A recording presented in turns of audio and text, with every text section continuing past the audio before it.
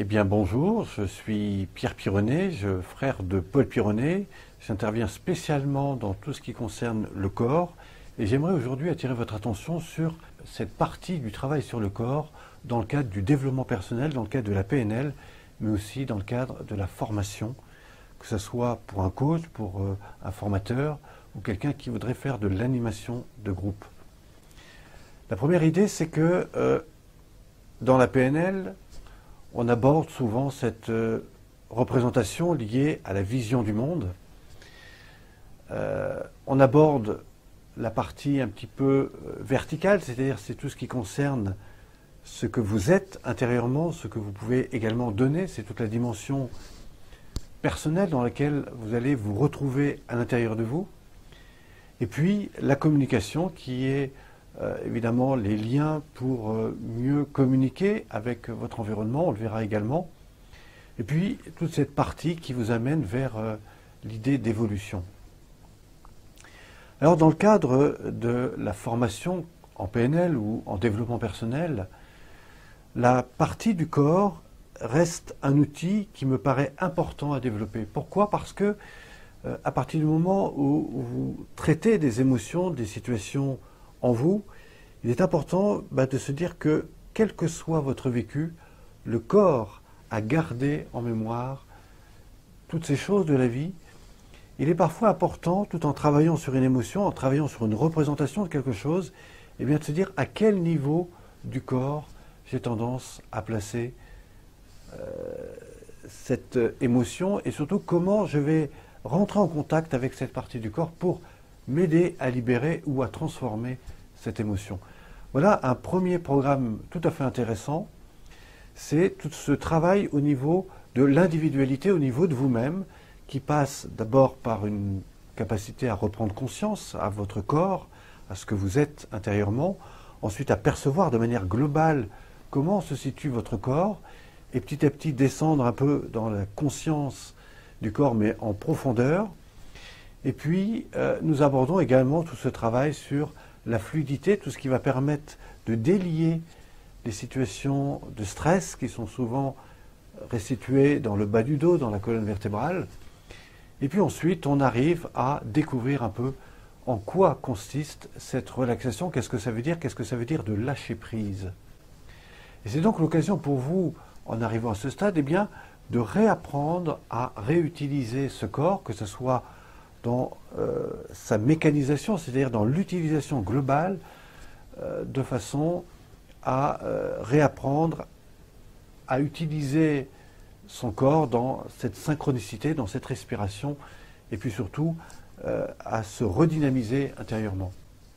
Vous verrez dans cette approche environ 9 grandes étapes qui me paraissent essentielles dans le cadre du développement, que ce soit du développement personnel, que ce soit aussi dans l'accompagnement. Alors pourquoi dans l'accompagnement ?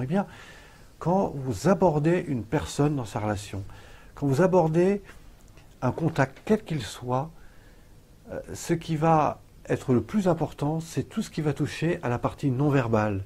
Bien sûr, vous avez les mots qui sont importants, vous avez la manière de dire les choses, mais vous avez surtout l'attitude dans laquelle vous êtes pour communiquer. C'est de cela que nous abordons dans le cadre de l'école de coaching, de façon à ce que quand vous abordez par exemple la formation, l'animation de groupe, quand vous abordez un groupe, comment vous mettre en relation parfaite avec ce groupe. Et pour ceux qui ont suivi ces espaces de formation que j'ai déjà donnés avec Paul Pironnet, pourront vous dire ô combien ce travail peut être véritablement intéressant pour vous. Maintenant, quand on aborde, je dirais, la formation dans l'organisation générale, qu'est-ce qui est important ? La première chose qui est importante, c'est de considérer que, quelle que soit l'organisation, l'institution, il est important de définir son identité, son système et sa culture.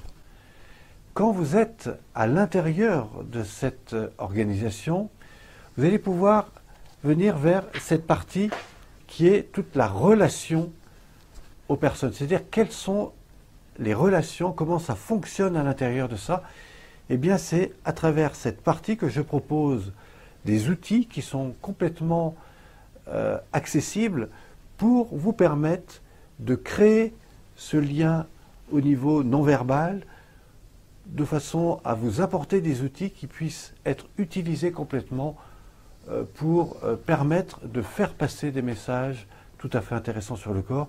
Eh bien, c'est de ça que je propose de découvrir dans les formations que nous proposons également. Et puis, si on va beaucoup plus loin, on va parler de communication globale, on va parler de communication relationnelle, mais il y a aussi la communication avec vous, c'est-à-dire avec votre corps, et c'est là que nous abordons à nouveau cet espace du corps dans lequel il est à nouveau important de se resituer. Combien de gens passent du temps à fuir, à aller chercher à droite à gauche, à s'adapter à des situations différentes? Eh bien, en reprenant véritablement attention à votre corps, à votre respiration, en redonnant cette place de votre corps, eh bien, vous allez vraiment développer à la fois une perception de vous-même qui sera différente, à la fois une capacité à être beaucoup plus en écoute de vos besoins, mais aussi en perception de cet environnement, dans ces relations que vous allez établir, que ce soit avec votre famille, avec vos amis, ou avec les personnes dans votre milieu professionnel. Et puis ensuite, eh bien, c'est ce qui vous permettra d'être beaucoup plus ouvert et en attention à ce qui se passe au niveau de l'organisation. Et c'est à travers ça que j'aimerais vous proposer d'avancer. Alors, si vous voulez plus d'informations sur ces formations, eh bien, je vous propose de découvrir le blog qui s'intitule lesnouvellepositives.com. Vous allez découvrir un lien et de découvrir toutes les formations qui sont proposées, que ce soit sur le corps, sur l'animation de groupe ou sur les outils que vous allez pouvoir développer dans votre coaching, dans votre animation ou dans votre activité de formateur. Je vous remercie de votre écoute et je vous dis à très bientôt. Merci.